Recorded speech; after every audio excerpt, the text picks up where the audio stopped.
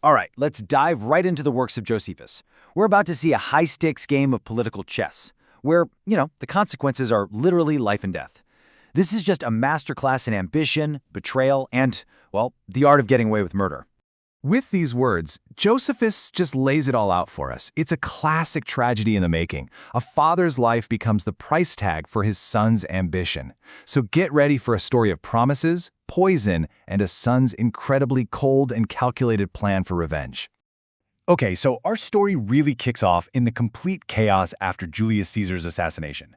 One of his killers, the Roman general Cassius, shows up in Syria, and he is desperate for allies. And his search is about to light a political fire in Judea that's going to consume pretty much everyone in its path. You've got to picture the scene here. Rome is literally tearing itself apart in a civil war. Cassius is way out in the east, scrambling for money, for troops, for any shred of loyalty he can find. And in a game this big, he isn't just looking for allies. Nope, he's looking for predators, guys who are hungry for power. And he finds one, a guy named Herod, who's the son of this really powerful Judean official, Antipater. Cassius sees Herod's ambition, his ruthless streak, and gives him this unbelievable promotion. Procurator of all of Syria. Just think of it like being a regional governor with your very own army. Suddenly, Herod is on the fast track to the top. And then, Cassius makes a promise that just changes everything. He tells Herod, "Win this war with me and I'll make you king of Judea." For Herod, that's it. That's the ultimate prize. But for his family's main rival, a man named Malichus, this promise, it's not just a setback. It feels like a death sentence. He knows, for a fact, that if Herod becomes king, his own life is over. So Malichus feels completely cornered, right? He's terrified of a King Herod. So he decides he has to do something drastic. And his strategy is pretty simple. If you can't stop the son, you take out the father. You remove the very foundation of the family's power. The plan itself was just as sneaky as it was simple. A little bit of bribe money, a trusted servant, a cup of poison. And it all goes down during a feast. A time when you're supposed to feel safe, celebrating, and just like that, Antipater, the man who basically put the current ruler Hyrcanus in power, is murdered. It's just a shocking, brutal act of betrayal, right at the highest levels of government. Now listen to how Josephus words this. He doesn't call it an assassination or a political hit. He calls it a sacrifice to wickedness. That tells you everything about his point of view.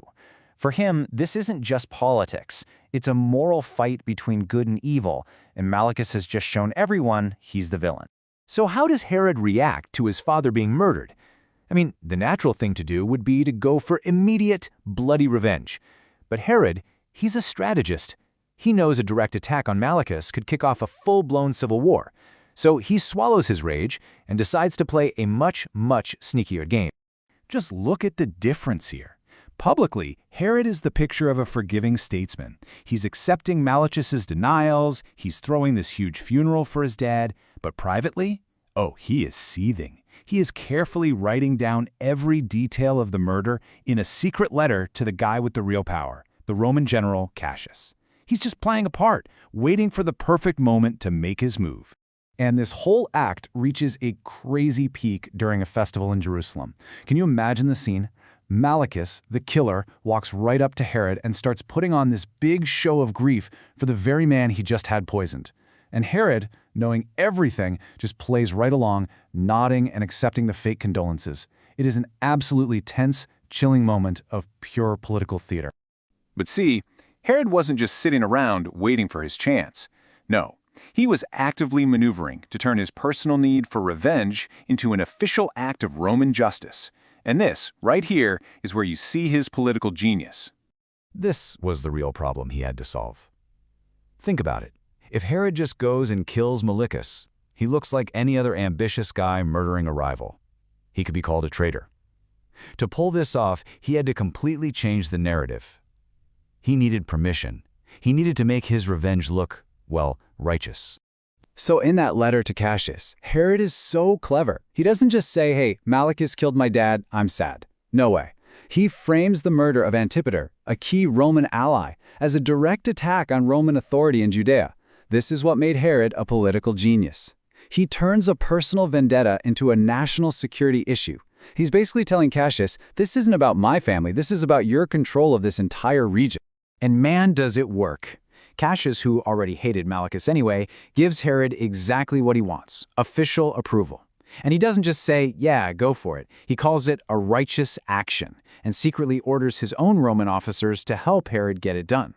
Just like that, Herod's personal revenge is now a state-sanctioned mission with the full backing of the Roman military. So the stage is set. Malichus is walking around thinking he got away with murder, but his fate has already been sealed by a Roman general hundreds of miles away. Herod now has the power, he has the motive, and he has the official justification. The only question left is, how and when is he going to deliver this righteous vengeance?